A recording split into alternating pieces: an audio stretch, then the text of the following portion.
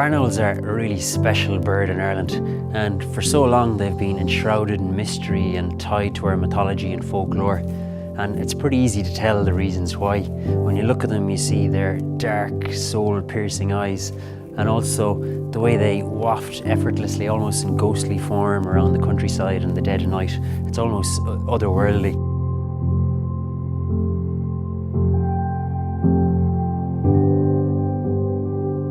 As well, when you listen to the barn owl calls, they have very strange, eerie calls, and they don't at all sound like the classic twit-twoo that a lot of people would associate with owl calls. So the adults have quite a long, blood-curdling screech. And this is largely responsible for the legend of the banshee. When you hear the sounds of the young as well, the calls of the young, if you don't know what's making those sounds, they can be quite freaky, quite eerie sounds.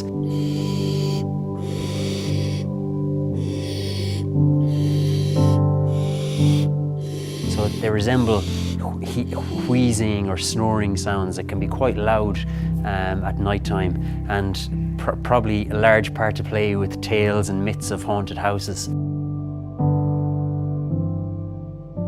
Barn owls are such an iconic species in Ireland as well, and it's a strange situation because for quite a rare bird, the vast majority of people have never actually seen a barn owl in the Irish countryside in the wild, but yet pretty much everybody knows what they are.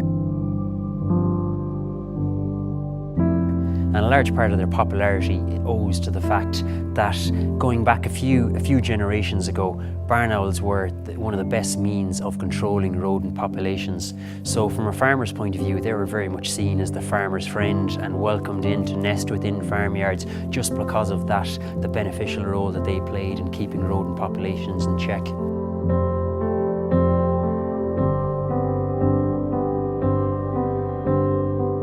And when you look at a barn owl, it's obvious just how finely adapted as a hunter, as a predator that they are. They have long legs with sharp talons that allows them to dive into the undergrowth to catch small mammal prey. And to find their prey, they have almost completely silent flight, which means that they can hunt, fly around, hunt without giving the game away, without small mammals being able to hear them coming. And also incredible hearing, which is their main hunting tool, which allows them to pinpoint the location of the small mammal prey, even if they can't see them, the minute rustlings in the undergrowth. So incredibly efficient hunters, and they obviously need to be able to fly around at night time in the darkness and be able to find and catch their prey.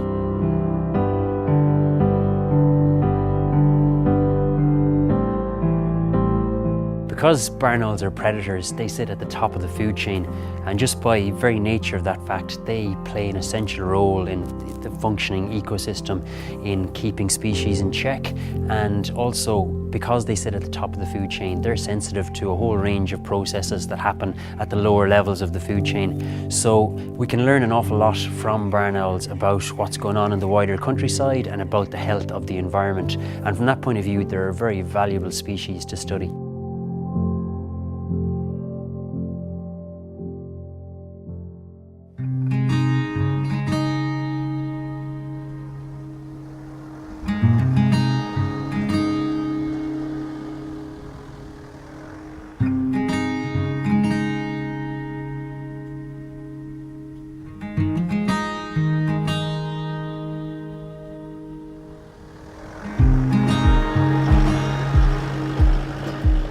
So this is a classic barn owl building, and you can tell just even from the outside, just by looking at it, there's a whole host of suitable nesting and roosting opportunities in there.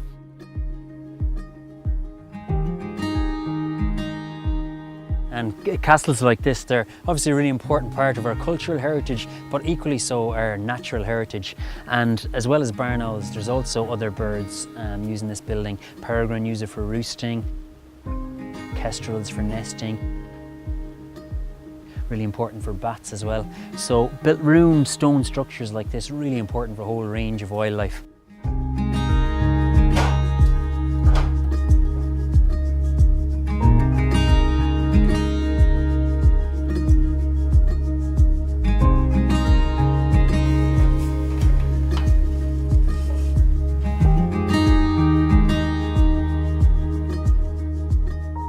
So this is a perfect barn owl nest site really.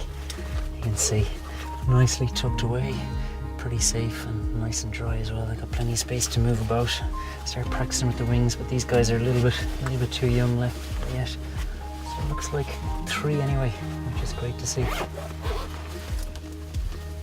So what we do for ringing is we just take them down from the nest just very briefly. We've about 5 or 10 minutes to take some measurements, and then we pop them safely back up in the nest. You can see it's still giving out to me though. So these guys are about midway development.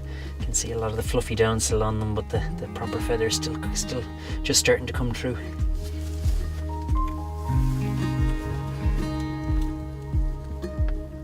And we actually have 4 juniors tucked away at the back there. So 4 barn owl chicks, and an Irish nest is good going.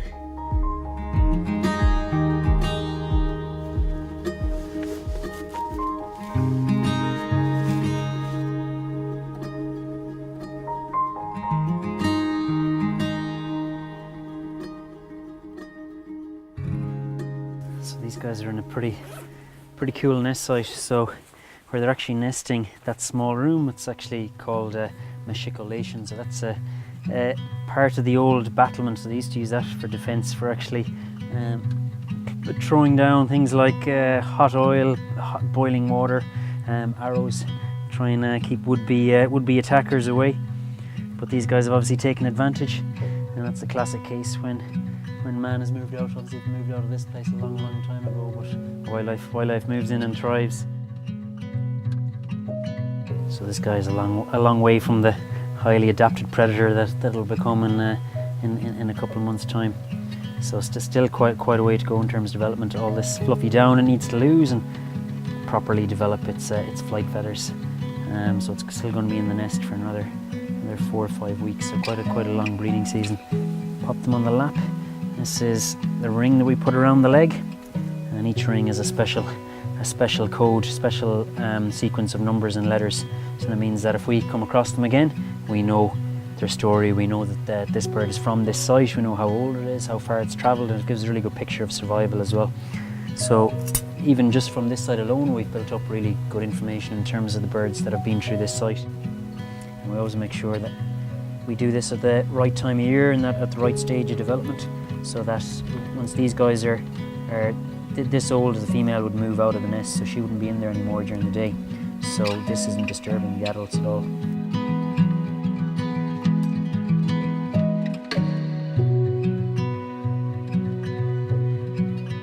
Unfortunately, barn owl populations have struggled over recent decades, and they've become an increasingly rare sight in certain parts of the country.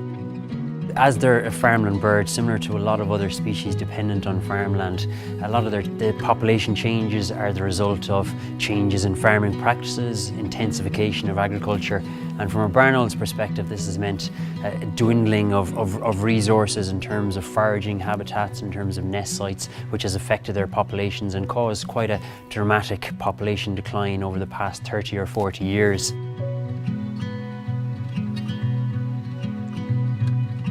Using specialised GPS data loggers, we've been able to get an insight into barn owl foraging behaviour, basically what they do when they're out and about moving around the countryside at night time, and particularly what habitats they're selecting for hunting.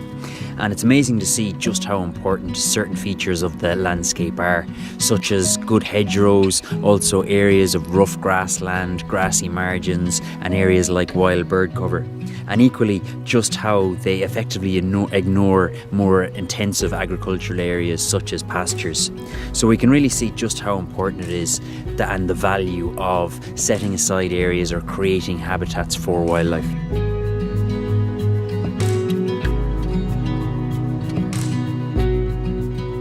In more recent times, one of the main causes of concern is also the increased use of rat poisons or rodenticides.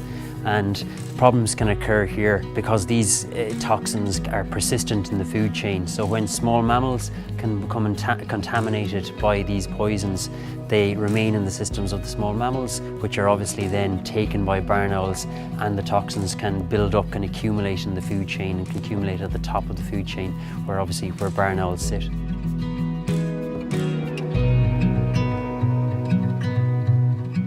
So by being more aware of the risks posed by rodenticide use to wildlife, and by taking some small and simple steps to change the way that we control rodents, we can help to reduce the risk of exposure to barn owls and to other wildlife.